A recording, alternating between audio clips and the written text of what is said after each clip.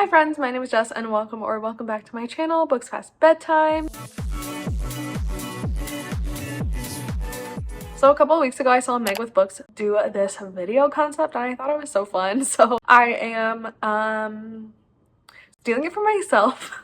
And if you didn't see her video, basically what we're going to be doing is we're taking my 16 one-star books. Some of these are like 2 stars, but 16 of like my lowest rated books of the year, putting them in a bracket, March Madness style, and they're going to compete. And at the end, we will find out which book is my official worst book of 2023 so far. Of course, I could still read a worse one, but we're doing this at the beginning of December because I want to.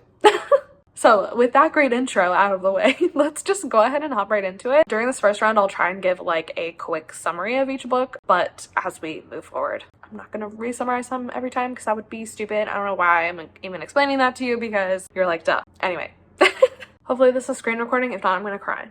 Okay, so round 1 is The Obelisk Gate by N.K. Jemisin versus Book Boyfriend by Chris Ripper. An interesting matchup. The Obelisk Gate by N.K. Jemisin is the second book in her Broken Earth trilogy, and it's an adult high fantasy, basically set in a world that poses the question, like, what will the world be like if climate change continues and the world is just devastated by climate disasters every so often. This, as the second book in the series, I feel like had a serious case of second book syndrome. I feel like absolutely nothing happened in this book. It was truly just filler between the first and the third book. So I really did not have a good time with this one. I don't really like the series in general as a whole, so this book can kind of represent the entire series, honestly, because I read that this year, but this book in particular is probably my least favorite in the series. I haven't finished the third book, but yeah, so not a fan. Book Boyfriend by Chris Ripper is a contemporary queer romance with a male and non-binary character. Basically, it follows our main character PK, who has been in unrequited love with his best friend Art for many years. Instead of just telling Art that he's in love with him, PK decides to write a book. It's basically self-insert fan fiction of PK and Art, and he publishes this book, tells none of his friends that he's writing this book. This book like instantly becomes a bestseller. Art falls in love with the book, and PK is like, can't you tell that it's me, that this is for you? And he does this like big grand gesture, and Art is pissed, rightfully so. So this was just a stupid book. I didn't like it. Our main character PK was so annoying. Art deserved a lot better than PK. Yeah, and I just really didn't like this one. As you can probably tell of me talking about it, I definitely feel as though I have a stronger negative feelings about Book Boyfriend and just feel like The Obelisk Gate's kind of forgettable. So I think moving on from this category is going to be Book Boyfriend. Alright, the next matchup is The Chandler Legacies by Abdi Nazemian and Only One Coffin by A.J. Truman. Another interesting pair up. I really just did this randomly, so yeah.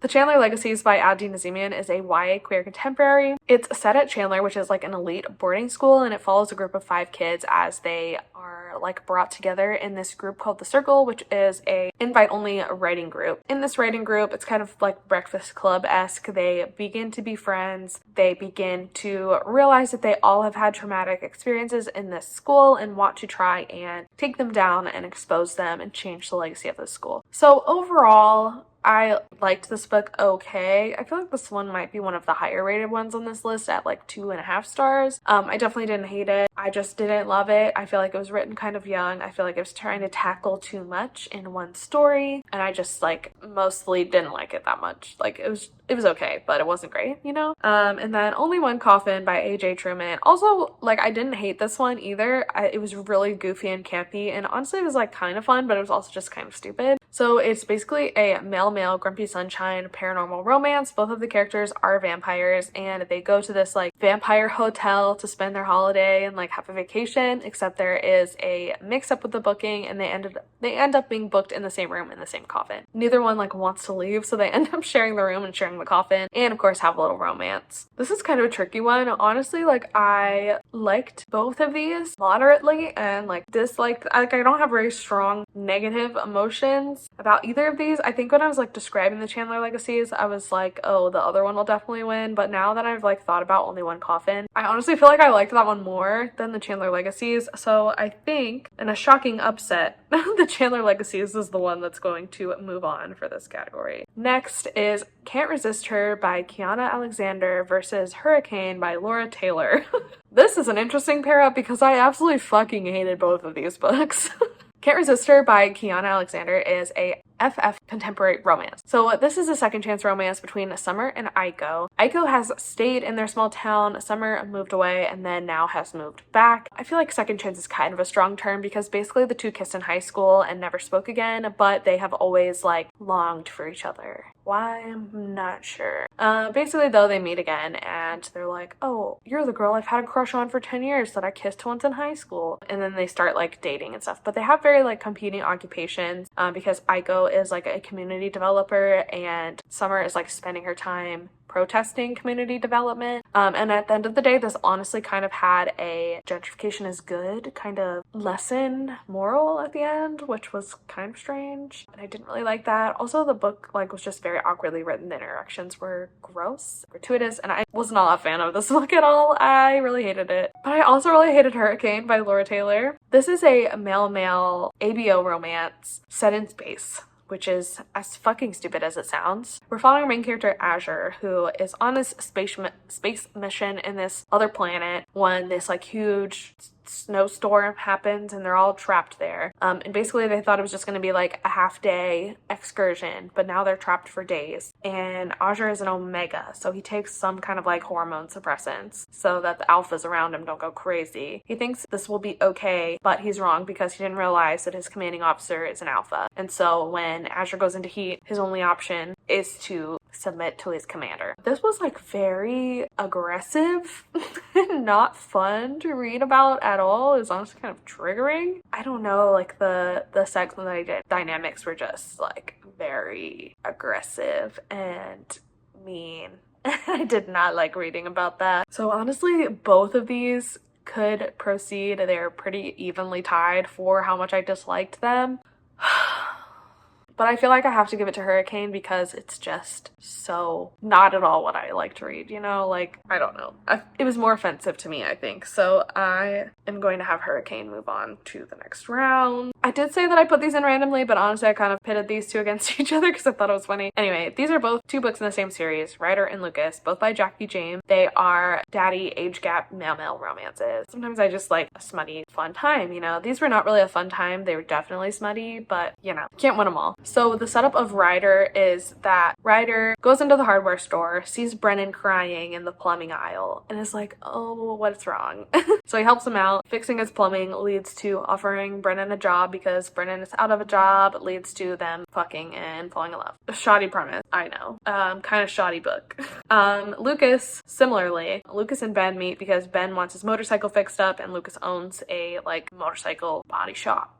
And Lucas also knew Ben's dad or something, so he agrees to help him out even though he doesn't really have time. He definitely doesn't have time to date either, but he ends up dating Ben. So very similar stories. I really like don't know why I read the second one after I read the first one. That's on me, honestly. But I do think the fact that they like progressively got worse means that I'm gonna have to give it to Lucas. All right, so I'm just gonna move Lucas over here. That one wins out the round, just barely. All right, moving right along to the other side, we have The Other Man by Farhad J. Dadi-Bajor. That's a male-male forbidden romance. In it, we're following Ved, who is a closeted gay man living in India with lots of pressure from his family to marry for like financial business reasons. Ved's kind of just expecting to go along with what his parents want. They're even like currently arranging him a marriage, but everything kind of changes when Ved meets Carlos on a dating app and starts talking to him and falling for him. So Ved kind of has to figure out if he's going to go with his heart or if he's going to go with his head, with his family. And then we're pitting that one against Island Time by Georgia Clark, which was kind of an FF romance, but also mostly just kind of like a women's fiction kind of book. This one was weird. It really reminded me of like a knockoff Leanne Moriarty book because it basically is following these two families who get stranded on this tropical Australian island while they're there on vacation. Their daughters are married, and then one of the families has two daughters. One's married to the other family's daughter, and the other daughter has a queer relationship with the like host caretaker on the island. There's a lot going on in both of these books, honestly. I really didn't like The Other Man because I didn't like Ved. He was dealing with a lot, but he also just made horrible decisions and was really horrible and mean to everyone in his life that cared about him, and probably would have been understanding if he had just been honest with them. And so he was a really frustrating character to read about. It's kind of one thing when you make like a few of those decisions, but that was every single decision he made. He had so many opportunities to help himself out and he just didn't. He just ruined everything with everyone. So that was so frustrating to read about. Island Time honestly was kind of similar. Like, all of the characters in it were just so brutally unlikable and made so many horrible decisions that I was not really rooting for them to have a happy ending. So it's kind of interesting, both of these books are eliciting similar feelings in me. I disliked them for very similar reasons. I feel like, though, that I'm gonna give this round to the other man because I think I spent more of the book not enjoying my time, whereas like Island Time was a slog to get through, but I wasn't like actively hating it until the end when everybody kind of started making horrible decisions, you know? So I think I'm gonna give that to the other man. In my next category is Wed to the Omega by Ash Moon and Fakers with Benefits by Willow Dixon. I'm so sad that Fakers with Benefits is in here, and it's so funny because in my 5-star bracket, which we will do next, there's also Willow Dixon books in that bracket. So to have like high highs and low lows is so funny. But yeah, okay. So Wed to the Omega is exactly what it sounds. It's an arranged marriage, I think. ABO, male-male romance. I honestly don't remember this book at all. Like, I could not give you a description to save my life. I even like kind of wrote out bullet points of the script so that I could remember it, and I did that like yesterday. I still don't remember what I wrote. Okay, Goodreads says it's a romance between Tristan and Locke, who are rivals in school but arranged to be married in a political alliance by their parents. There's absolutely no way they'd ever actually fall in love, so what will they do when they learn they need to produce an heir? Fascinating. I can't believe I read that.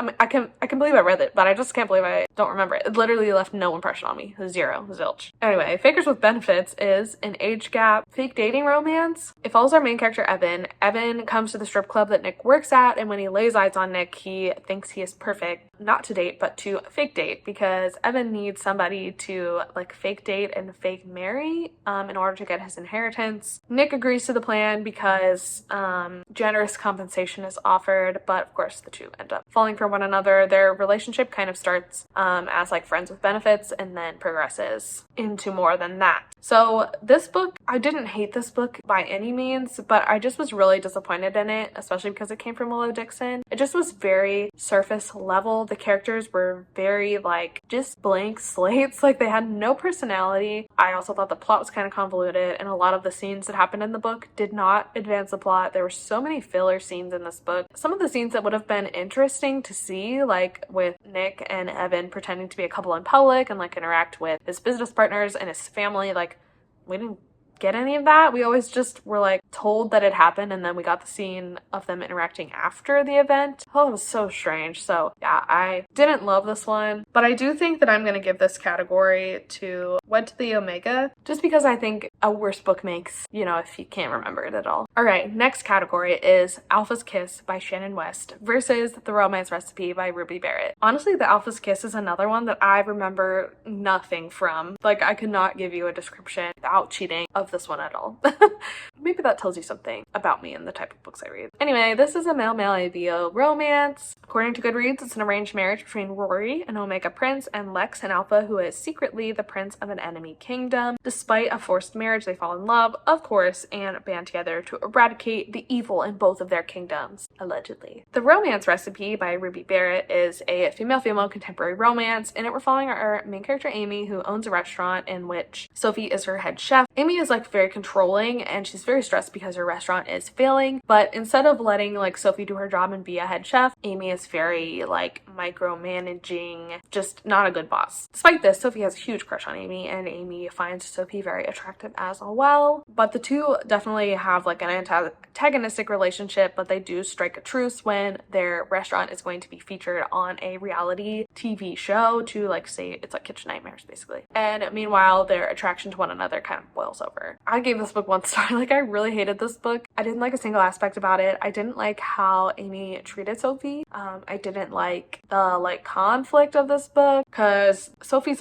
ex is the producer of this TV show, so there's jealousy and an ex in the picture, and he also treated Sophie horribly because they broke up basically because she came out as bisexual. I thought it was just gross. The sex scenes were so gratuitous in a way that was icky, and they did it in their kitchen. No wonder your restaurant is failing. I can't think of anything less sanitary to do in a kitchen. That is disgusting. What in the hell? You should just be shut down for health code violations. That is such an L to me. And for that reason, for banging in the kitchen, the romance recipe is going to move on to the next round. And last for this first round is YN by Esther Yee versus Dear Daddy, Please Praise Me by Luna David and Amy Bellows. Yeah, you're learning a lot about me in this video. Honestly, if you watch my channel regularly, you probably already know this about me. YN by Esther Yee is sad girl lit fic. It was terrible. I hated it. It follows a woman who slowly spirals into a dangerous obsession with a member of a K-pop group, starts writing YN fanfiction, starts to believe that she truly has this deep connection with this K-pop idol, and begins to stalk him. Instead of an interesting commentary on fandom culture, this book was just fucking weird.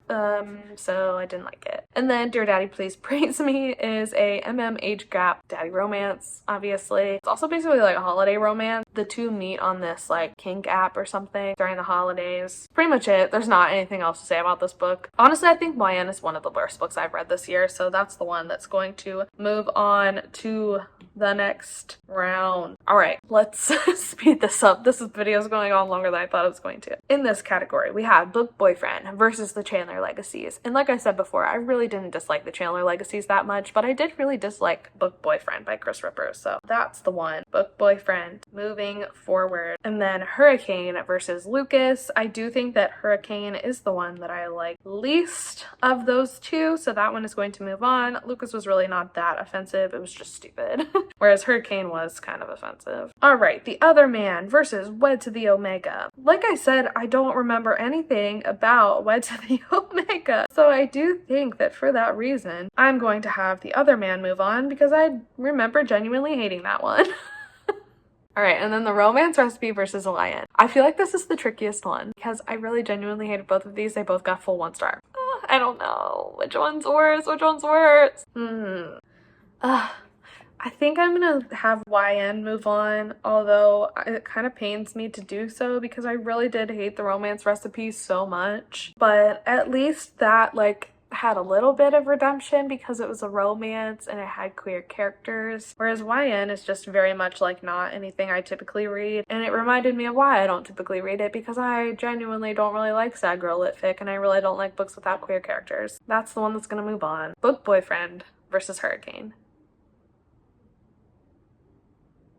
I feel like it's gotta be Hurricane. I actually don't feel like I rated Hurricane a full 1 star when I read it, but thinking back on it, it was so bad and it really triggered me and stressed me out. So I do think that that's the one that's going to move on to the final round, the final face-off. And then The Other Man versus YN. I do think I'm gonna keep going with YN. Again, for the same reason that it won out over the Romance Recipe, The Other Man was at least a more complicated book, and it set out more to do what it was trying to do. It had gay characters even if they were messy and that I didn't like them very much, whereas YN was just a fucking mess. Honestly, when I started this video, these were not the two that I predicted or thought were gonna be in the final matchup until I was talking about them and actually thinking about it. So this is super interesting to me. So Hurricane versus YN. Which one has more redeeming qualities? I will say that I do think YN was better written, even if I didn't like it that much. I do think that maybe it had a little more merit and it offered me a sliver more enjoyment than Hurricane, just because Hurricane was honestly kind of so awful and traumatic to read. Alright, I've made my decision. As of now, this moment, Hurricane is the worst book I've read in 2023. Hurricane by Laura Taylor gets this honor of winning my 1 star bracket. Alright, and that is my video. Thank you so much for watching and being here. I hope you enjoyed it. If you did and you're not already, I would really appreciate you consider subscribing. I talk about all kinds of queer books on this channel. If that's something you're into, something you like, I think you would like my channel as well. Another way to help me out if you're already subscribed, or if you're not, is to like this video and leave me a comment in the description. But let me know if you've read any of these horrible books and what you thought of them. And or let me know what you think would win your 1-star bracket for 2023. That's pretty much it. If you would like to follow me on social media, those links are in the description. But I think that is all I have for you today. So thank you so much for being here. I really appreciate you spending some time with me, and I will see you in the next one. Bye.